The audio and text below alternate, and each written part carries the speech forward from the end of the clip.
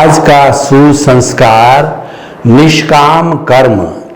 कर्म का अर्थ होता है कार्य करना, पुरुषार्थ करना, मेहनत करना।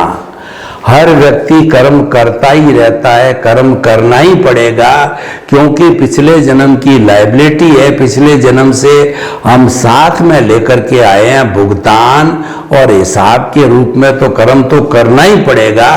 रात्रि के समय में जब हम नींद लेते हैं तो भी अवचेतन मन हमें स्वप्न दिखाता, वहां भी कर्म करता है।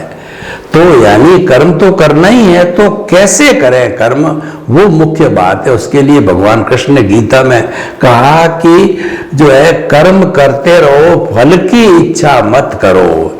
यानी फल करना, फल की इच्छा करना, फल पाना आपके हाथ में नहीं है। आपके हाथ में कर्म करना है।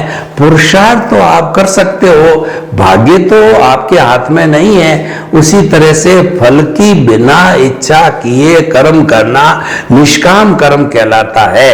इससे सबसे बड़ी बात यह होता है कि व्यक्ति अकर्ता रहता है, व्यक्ति पे कोई जिम्मेवारी नहीं होती है, क्योंकि उसको तो केवल कर्म करना है। और जब वो फल की इच्छा नहीं करता तो टेंशन फ्री रहता है, और फल की इच्छा करता है तो उसका दिमाग, उसका टेंशन पहले उस पर जाता है कि मैं काम कर रहा हूं, इसका फल मुझे मिलेगा कि नहीं मिलेगा। फल अच्छा भी मिल सकता है, बुरा भी मिल सकता है, वो तो नियति पे निर्भर करता है। तो आप जो है कर्म तो करते रहो, और फल जो भी आवे उसको एक्सेप्ट करो कि नियति का यही योग है, तो एक्सेप्ट करेंगे, हम कभी दुखी नहीं होंगे।